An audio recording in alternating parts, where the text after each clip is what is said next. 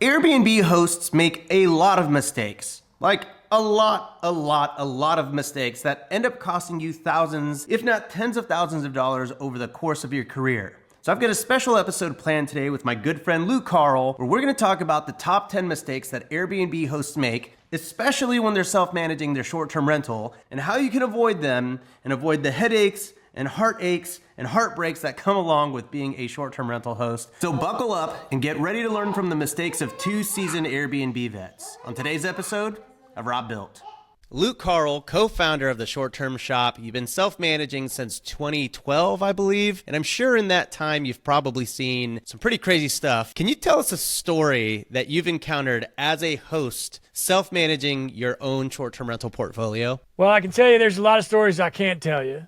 But the one that sticks out the most, actually in Avery's book, my wife wrote a book, Short-Term Rental, Long-Term Wealth, and we had a guest one time that was messaging us saying that the home was unsafe because at any given moment a bear could break through the windows and attack his family. Now, this is a property that's in the woods. In the Smoky Mountains as well. Yeah, it's a Bear cabin country. in the Smokies. So it's actually the longest running Airbnb in the Smokies, which I've owned for quite some time now. And it was just an irrational fear from this gentleman. I don't even know where he got this idea from, but he had decided that he didn't see a bear. He didn't see a bear. He decided that a bear was going to break in and maul his family for some reason. He left. They left the property and left us 3 stars. Didn't even stay there. The property, the bears are going to break in and kill people, and I'm not staying here. Bye-bye, 3 stars, basically, is how that one went down. And Avery remembers it a lot better than I do, just because she remembers everything. But something along those lines, the irrational bear fear. That's kind of the world of self-managing in the Smokies, but we kind of see a lot of crazy things in the world of self-managing in general. And you've been self-managing for a very long time, so I wanted to just make a video about some of the biggest mistakes that people make whenever they're self-managing the short-term rentals. I think you and I are very pro self-management. I'm somewhat anti-property management. I'm not going to speak for you, but I'm very big into the world of self-managing. It's what I teach. I know it's what you teach as well. So we kind of have this listicle built out of things that I see people doing every single day that I'm like, hey, if you do this, it's going to cause big headaches with you. So if you're cool, I'd like to kick it off with the first one. I have a feeling you might have the same one as well. Number one, a big mistake that I see guests making every single day, checking cameras. How do you feel about this? Don't look at cameras. That's an old school thing in the world of vacation rental management, and it's a must, and it's something that does need to be preached often, right? So, like, if you've been in this biz a while, you've probably heard that, and you're like, why are these guys bothering me with this? But when you're new to the business, which is again, we want everybody to get in on this. We want you, new people, come on. We want you. So it is a common misconception that you should look at your cameras because you're just naturally protecting this asset that you spent hundreds of thousands of dollars on, and it's also generally dozens of states away from where you live, or at least a couple 100 miles or something. Because almost all vacation rental properties are owned from a distance, and the folks that like to manage them themselves are, of course, by default, going to be managing them from a distance as well. So it's just a natural instinct to check in on your baby on a regular basis, but it causes nothing but problems. Yeah, I mean, let's talk about the biggest headache here that I think really stands out to me. I've fallen, honestly, for this one quite a bit at the beginning of my journey, but I think the one that probably gets people the most is a lot of people charge for extra guests. I don't have a stance on this. I do it on some properties, on others I don't. I'll explain why, honestly, on the next one. But if you are the type of host that charges more for guests, and let's say you have an extra charge fee for anyone after 4 or 5 people, and you look at your cameras and you see that 6 or 7 people have come and they didn't pay for it, you're just going to stew on this all day about the fact that people try to cheat you out of an extra $10 a night. And you're going to be workshopping messages and trying to write, how am I going to respond to them? And how am I going to tell them I'm going to charge them the extra $20? And then, if you do end up doing that, then the guests end up getting pretty mad that you're spying on them. So I really don't see a reason why you need it other than evidence of something that might happen at your property during the stay. Like, let's say we had someone that said that they fell and broke their thigh, not at my property, one of my students, and they checked the cameras and the cameras saw them running around and frolicking with their kids in the yard, and the cameras prove that the guest was lying. So that's probably one instance where you can check the camera. Yeah, I think it's great to build it into a system. If you have a system with like your lawn care and you want to make sure they actually showed up or something like that, but to just sit there and have your own little reality show is a complete waste of time, and it's not going to get you to your next property. Yeah. So with that, let's jump into number 2. I know I sniped one of yours, but like I said, I'm pretty sure I already kind of knew. This is one that you and I are going to agree on. What else you got? Okay, I'll throw one at you. Don't commingle your funds. In other words, make sure you get a new bank account or at least an additional bank account at whatever bank you have, and don't be paying buying your kids socks on Amazon with the same money that's coming in from Vrbo or Airbnb or wherever it's coming in from your rental income. Because I'm gonna tell you right now, if you do it that way, not that I'm speaking from experience, but you'll end up with no cash flow because it's just like, whoa, I'm making extra money, and then there it goes. And then here comes the mortgage, so Got it. Yeah. keep your funds separated, I think is a great idea. Well, I think that's what we call a leak in the old canoe, right? If you're always taking $10 here, $20 here, $50 here, a lot of properties might cash flow $500 a month on the low end, and maybe a little bit more, obviously, on a lot of different properties. But if you're constantly taking $50 here, $100 here, it does add up pretty fast, and you're like, hey, where'd all the money go? I think one really important tip here, though, that even outside of just being able to separate your finances, and I'm not going to talk about this too much because anytime I get in this territory, I start sweating, but from a legal standpoint, you're doing what's called commingling, which allows people to pierce the corporate veil, meaning if you are taking your real estate funds and putting it in a different bank account and you're spending money from here and spending money from there, if you ever have a lawsuit on your hands, which hopefully you never do, the chances of them being able to come over all of the different bank accounts that all the money was exchanged in and kind of being able to go from LLC to LLC is a lot higher. That's the extent of my knowledge. I've seen Suits. Great show. That's pretty much the top of my knowledge from a legal standpoint. Yes, but even if you don't have entities, again, we're not offering any kind of CPA legal advice here, but even if you don't have entities, it's not a good idea to be mixing the monies together. You got to keep your mind on your money and your money on your mind, as Snoop Dogg would say, because otherwise it's going to disappear. It's going to disappear. Yeah, so 2, don't commingle funds. I think that's very easy. All right, number 3, I got a good one. This kind of goes back to that first one I was talking about, but nickel and diming guests. I'm curious what you hear about this, but I think all new hosts getting into the game, especially when they're self-managing, they take a lot of things personally. They're like, hey, this is my Airbnb. How dare you break my wine glass? I'm going to charge you $5 to repair the wine glass or to replace the wine glass, or, hey, I noticed, I don't know, random little things that might cost $10, $15, $20 to replace. I often have to talk my friends or peers or acquaintances off the ledge and say, hey, it's not worth charging a guest for this $15 item because all you're going to do is get them mad. They're going to leave you a 4-star review. It is a cost of doing business. I do have an exception to this, but before I give the exception, what are your thoughts? Are you a nickel and dimer? Do you go after the $5? Do you just call it good? What's your philosophy? I see this as really not too much of a wrong answer in either direction, but I do agree with you 100%. I let it go. I just I actually had that written down. Also, I had a slightly different with don't sweat the small stuff is the way I phrased that. So, no, I mean, any little thing like that or a broken lamp or whatever it is, I just toss it and get a new one or,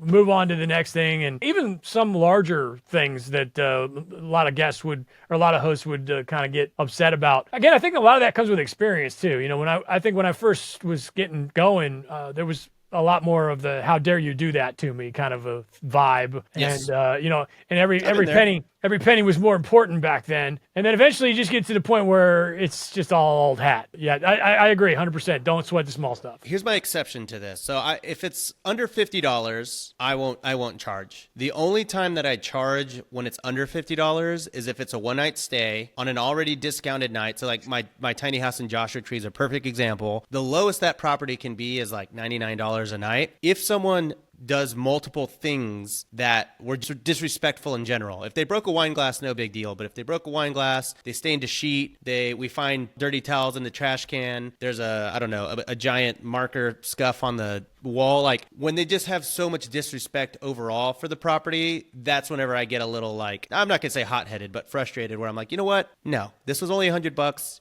You're going to pay it. Luckily, I will say, I think the last time I sent out a resolution request was probably like 6 months ago. So it doesn't happen all that often. Yep. I agree. I never send them. Don't tell that to my guests. Yeah.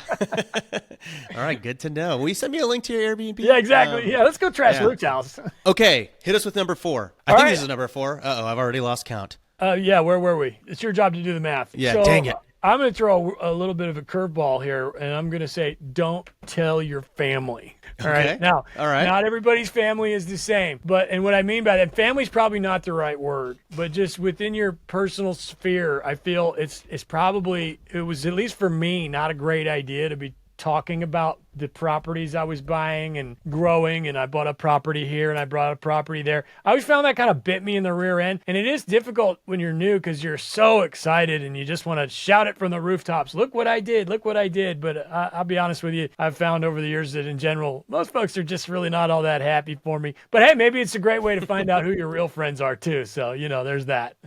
That's true. I do tell people, like, when I got into this, a lot of people said I was crazy, and I used to be offended by that, Like, I was like, okay, well, fine.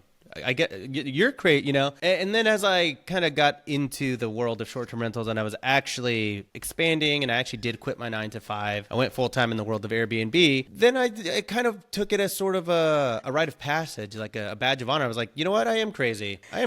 And I think that Airbnb hosts should really connect with other Airbnb hosts and get in a room with other crazy people, because I think that's where the synapses start firing off. I definitely think that's where you start getting inspired and motivated. So if you find yourself telling people that aren't super receptive to it, don't tell them. I think you're right. Don't surround yourself around those types of people. Your family. No, I'm just kidding. But go and try to find a group of people, a network, which I think actually ties really quite brilliantly into a small segue here, which is HostCon. You're going to be speaking at HostCon. Do you have the topic yet, or do we want to keep it a secret as to what you're going to be talking about at stage at the #1 short-term rental conference in the world? Houston means that I'm one day closer to you.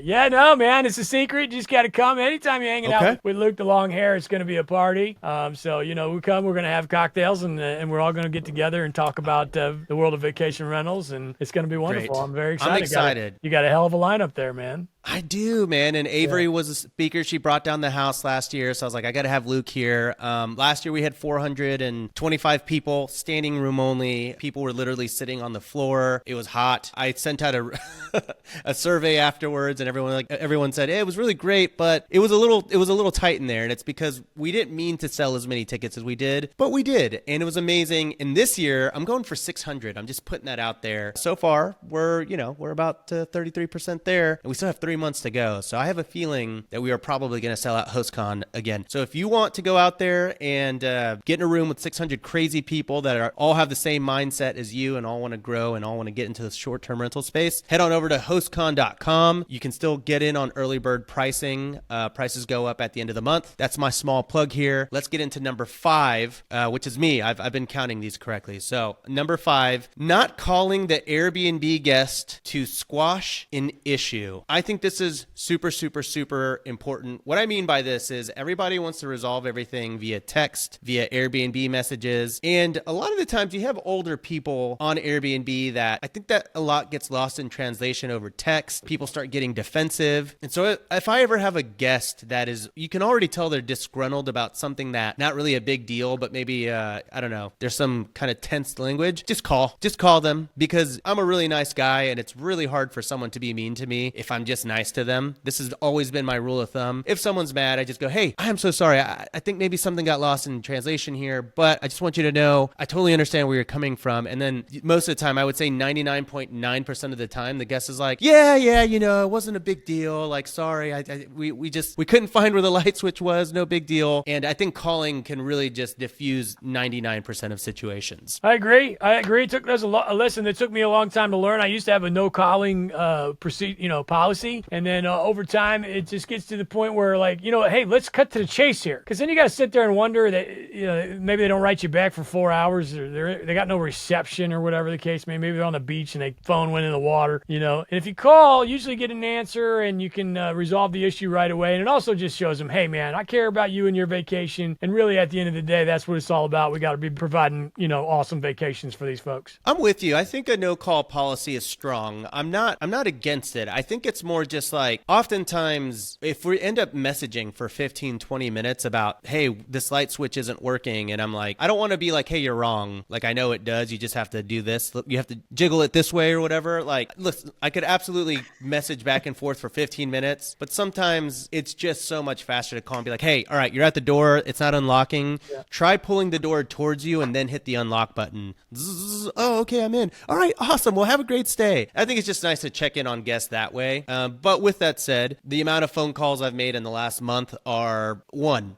If that, maybe zero. Yeah, it doesn't happen often. It's just more, I'm ready. I've been known to leave dinners just to go, leave movie theaters to make a phone call, pick up a phone call. I'm not too proud of it. I'll do it. But I also like, talking to my guests and making sure that there's a happy ending there. Yes. And with that, right before your very eyes, Rob and I are turning into our parents.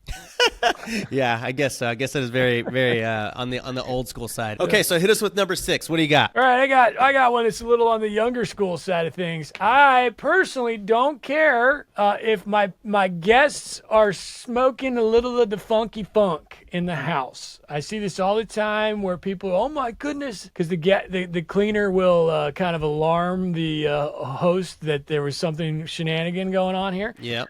Maybe it's the long hair and the tattoos or whatever, but again, I do not partake. I'm a father, and I've run the straight and narrow these days. But to me, and you're a son. You're a father and a son. Turning into a father, turning into a dad, or what? Turning into my dad. Yeah. But anyway, to me, it's like, dude, just let it go. They're on vacation. Who cares? Open the windows, air it out, let it get over it. Let's move on to the next guest. Do an ozone if you have to, which to me is overkill. But I see that a lot where people are freaking out about, or even sneaking in an extra pet is kind of in that same category. But if they're checking cameras, nickel and diming guests. Yeah, if they're smoking the funk, just let it happen, man. And open the windows, move on to the next guest. Because guess what? They're probably going to do it too. I do tell people pretty often on this, like, be thankful that it wasn't a cigarette. Pot goes away like that. If someone smokes pot in your place, give it an hour, give it 2 hours, give it 5, whatever. By the time the guest checks in, more than likely it's going to be gone. But if it's cigarette smoke, you're screwed. Then you really do have to do some kind of treatment. That's where I would understand. But yeah, I mean, I've had it happen many times, dozens of times in my short-term rental career. There has been, I think, one time where the guest checked in and they're like, hey, it kind of smells like pot. And I was like, oh my God, I'm so sorry. And in that case, in those moments, I'm a little annoyed. But are you talking about if it smells inside, or are you saying if you find like a little roach on the balcony? Either way.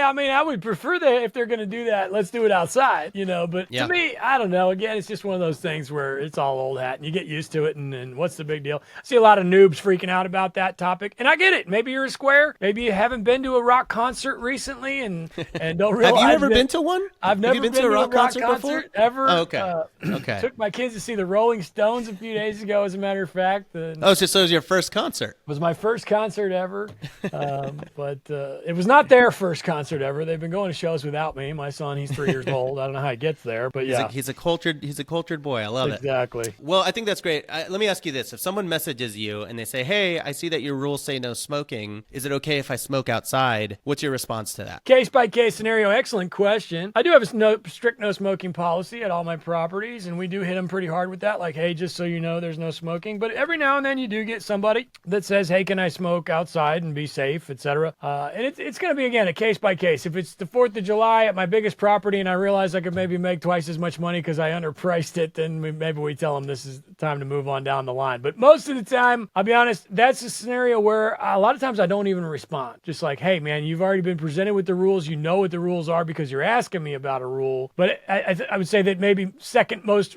reaction is I do go ahead and just say, no smoking of any kind inside or outside the home. Please respect the policy. You also have to remember, Rob, I've been through a couple of fires on properties, and that is a very horrible thing. I'm going through a rebuild on a fire right now. It's horrible. So, and that's another thing we let them know on major holidays. We'll say, hey, fire is real. Fire safety is a big deal. Make sure you're being fire smart. And I did have a fire created by a cigarette one time. So there's that. Oh, okay. Well, so that's fair. That's fair on the strictness. I say when when people ask, I'm like, hey, we have a no smoking policy. If you smoke, please smoke outside, obviously. But just know that if we do smell anything, there will be an additional cleaning charge to make sure that we can get the house smelling good by the time the next guest checks in. And I think a lot of people are always like, oh, okay. And so they'll either not book or they are super, super careful. And my cleaners never report anything to me. So I think case by case, right? Yeah. I think that makes now, sense. I realize I sort of contradicted myself there because it's like you just told me they could smoke this funky stuff and then they can't smoke cigarettes. But let me clarify. The funky stuff is cool. The funky smoker didn't ask me.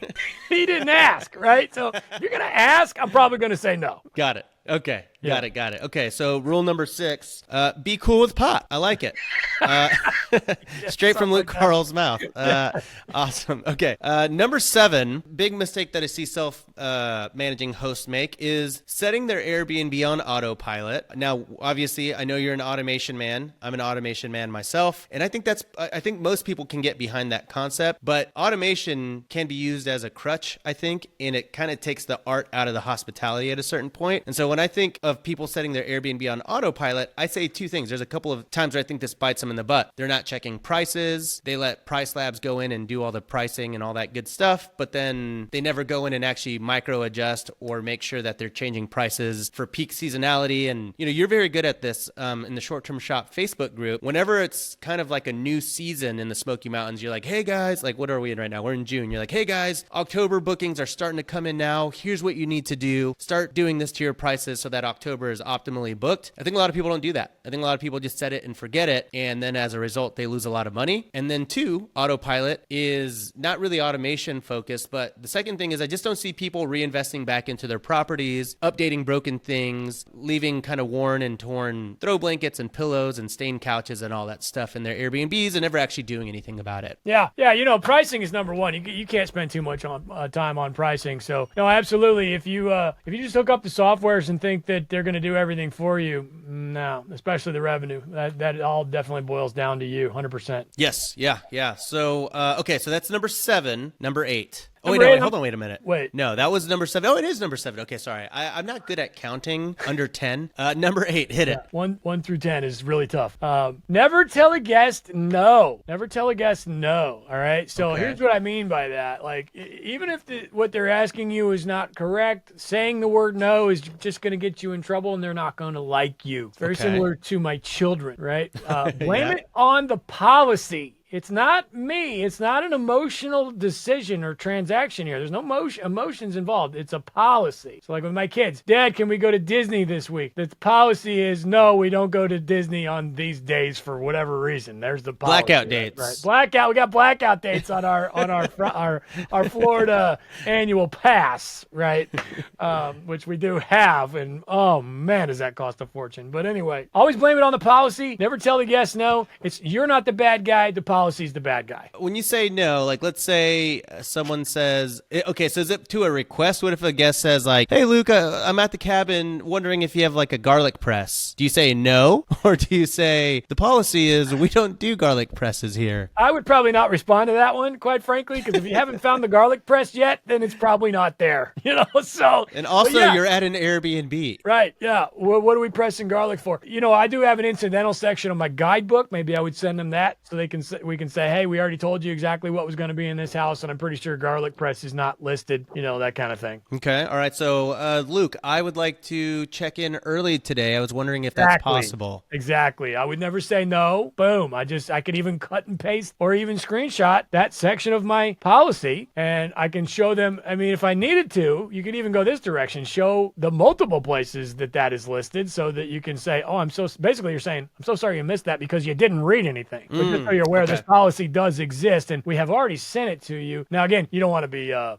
smart ass in the process, but I will just say, hey, the policy is, I'm sorry, this is how things work, blah blah blah, rather than just straight up saying no. Yeah. Hey, I wish I could, but the owner of the house, she doesn't allow it. So unfortunately, I'm just the messenger here. Yeah, and actually on Airbnb that comes in handy because if you have people that help you with your messages or a co-host or something like that, it comes from their name. So sometimes I'll do that on purpose, where I'll say, hey, can you send this message? Because I don't want it to look like it's coming from the main host, because that guy has like all the power, and they're going to, it's like a power, 48 laws of power kind of thing, right? But and that's getting into the psychology side of things. No, I like it. Yeah. Okay, cool. Yeah, I think that's good. So saying no, always trying to direct them to, hey, we, as per our listing, we do disclaim that this house doesn't have a view. So I'm sorry. Right. That you thought that there was. Yep. Yeah. The as per my listing. How do you nicely word that? And if you're the kind of person that's not good at wording this type of thing, ChatGPT is a wonderful, wonderful, wonderful tool. I've been guilty of using it myself, where I'm like, all right, how do you tell a guest that they are dumb for not reading the description? No, I'm just kidding. How do you tell a guest like, hey, unfortunately, I don't have a view because my listing doesn't say that. I also don't have a Ferrari that you can drive. It doesn't come with the listing. And then ChatGPT writes it in a very diplomatic way, and then you just send. Yes, I'm so sorry that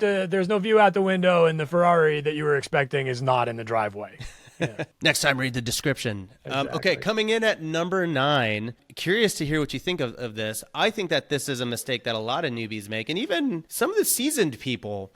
Maybe a hot take: declining people with 0 reviews. I see a lot of people get hung up on this, and they say, oh my gosh, this person doesn't have any reviews. Should I decline them? What should I do? Are they going to throw a party? Is this a scam? And I always say, listen, you have to understand that Airbnb is not known to the entire world. A lot of people are genuinely joining Airbnb for the first time, and so long as they have a verified, government ID, they answer your pre-screening questions. Maybe you can ask them a few questions yourself about what brings them to the area. As long as you feel good about it, I think it's okay to accept someone with 0 reviews. What's your stance, Lucas? Oh, 1,000. Yeah, again, man, you're 100% right there. I've said 100% too many times, and now I'm self-conscious about it. But yeah, I've actually never looked at that since day one. I don't really care. I've never really been like a look at their profile guy. Again, I come from long-term rental. I absolutely I love long-term rentals, and I've even self-managed my long-term rentals in the early days of my career, and there's a lot of that going on there, right? So the background check, the credit check, and for whatever reason for me, when I got into short-term, which I only had 1 or 2 long-terms at the time, but it's still, to me, it was like, dude, if I can't check their credit or their background, what do I even care if they have a review from somebody? What's that? It just never really clicked in my brain, so I don't bother looking at it. I definitely get more, I screen my guests in other ways by asking questions and making sure that they understand the rules and things. But I mean,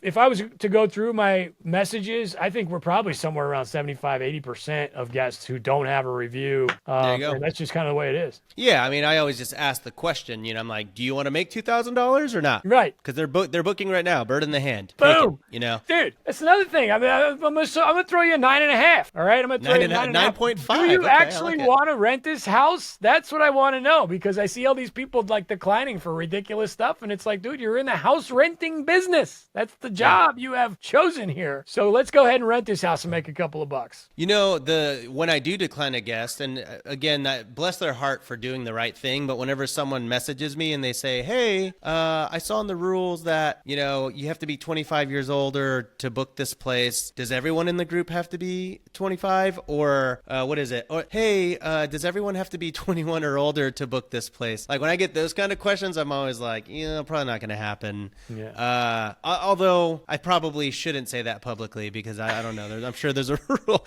Yeah. Edit this out. Right. Yeah. I mean, it's, I don't really like youngsters at my beach house. That screams trouble to me, but I'm canceled, I guess. Yeah. Dang it. Way to go. Yeah. All right. So number 9, I think. Oh, no, that was. Oh, sorry. It's 8.5. So now 9. 8.5. There Okay. You go. So 9.0. Big one for me. Oh, wait, no, hold on. It's you. Sorry. I almost did 2 in a row. Wait, what did you do? You did the, don't look at the... Declining people with 0 reviews. There you go. Got it. So okay, I got one for you. My thing is, do not ever disrespect your cleaner. Okay. We need these folks. I see a lot of noobs come in and they just don't even realize they're doing it. I'm not saying they're disrespecting, but maybe talking down, or maybe, just like telling them how it is a little bit too much. that kind of thing. So, hey, I understand if it's not working out with the cleaner, but we need these folks. And I'm talking about all vendors, handy people, etc. Make sure you treat them with respect, kiss their rear end a little bit. And, it's a employee-employer relationship, and it needs to be healthy and solid for everybody to have success. I think that's a fantastic tip. So here's my tip. Here's my 9.5, if you will. Whenever people are interviewing cleaners, I am actually a big non-negotiator to a cleaner. So I will not negotiate a cleaner's rate. I will get other bids and I will see what other rates I can get. But if a cleaner tells me, hey, it's going to be $200 to clean your cabin, I'm not usually going to say, well, I can't do 200, but would you do 150? Because if they say yes, which has happened to me many times, what's going to happen is they're going to give me 75% effort because I gave them 75% of what they cared for. They're going to quit. They're not going to do nearly as good of a job. They're going to be unreliable. They're always going to have a little bit of resentment that I nickel and dime them on what they thought they were worth. So these days, kind of the price I get with the cleaner is what I pay. I broke my own rule recently on my Austin property. I had a cleaner that charged me a lot, and it was such a custom job because it was the Pink Pickle property. There's a pickleball court. There's some pool cleaning. There's a lot of outdoor stuff. And she did charge me like a lot. And I was like, well, hey, I can't do that, but what if we did this? And I kind of worked out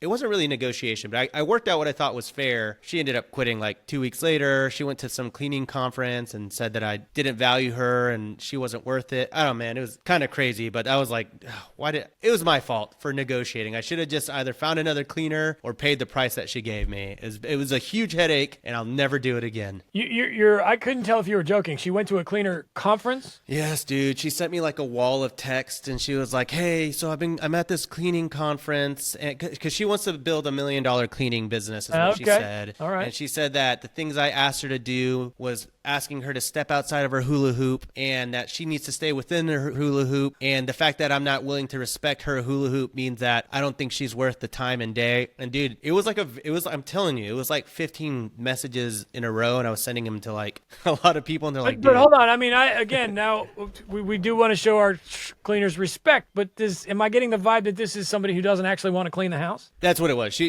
Oh yeah, some context. She quit and then asked for the job back within an hour 2 times previous to that. Oh, so she's a little bit cuckoo. Yes. Yeah, for sure. It. Because dude, if I had known sort of the chain reaction of this, we're talking like 200 versus like 215, and the $15 was over something that I was like, well, hey, what if we just did it this way, and then we could just keep it at 200, and we wouldn't even have to worry about it. But would the $15 have stopped the cuckoo though? It would have come out anyway. I think. No, it would. Yes, for sure, and it did. And I try to reason with them, and she was a first-hand referral, and like my partners were like, hey, dude, she's kind of, and I was like, no, it's on me. So you're right. I should have seen the red flags, but I'm too trusting of a person, Luke. Happens to the best of us. You didn't do anything wrong. Okay, so that was 10. 9.5. Was that 10? 10, but I do have one more that is my number one rule in short-term rentals. It's the one thing I say do not do. I think it is the biggest mistake that all Airbnb hosts make, self-managing or not. Do you have any guesses on what this is by any chance? My number one rule. No idea, but I'm looking to do a drum roll over here. I don't know what it is. Drum roll, please. On the end of my do not give a discount.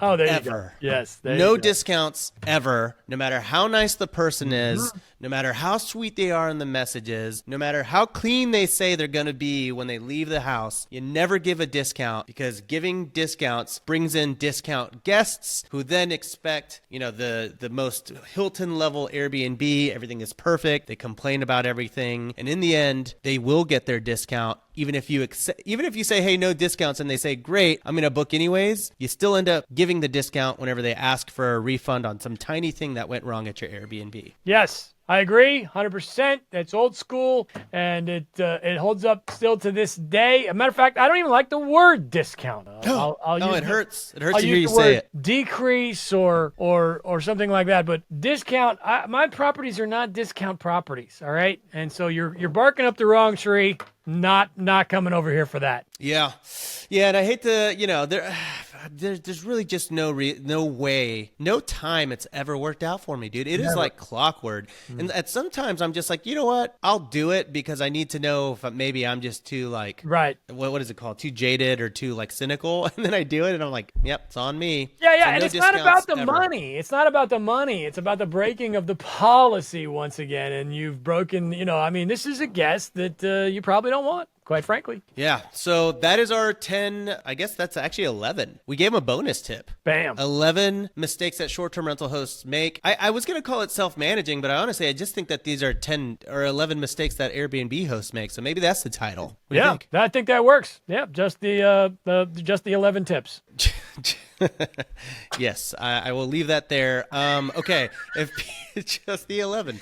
Yeah, we have an editor. It's okay. Yeah, we'll definitely edit that out. Okay, if people want to find out about you, learn with you, connect, how can people find you? Oh, yeah, theshorttermshop.com, at Reverend Luke Carl on Instagram is my biggest social. We have a big Facebook group called Short Term Rental Long-Term Wealth. But yeah, theshorttermshop.com. And then we'll also find you on the stage at HostCon, my short-term rental conference happening August 29th through the 31st. 600 people in a room talking about short-term rentals. We've got Luke Carl, we've got Bridget Whitney, we've got Tarek El Moussa, Cody Sanchez, Levi Kelly, Isaac French, Nick Gray, and so many more. Actually, that's not true. That's the entire lineup. But we've got so much more in store for you guys. That concludes this interview. However, if you liked it, I actually did an interview with Luke's wife, Avery Carl, about the harsh reality of short-term rentals in 2024 that you should totally check out by clicking this video right here.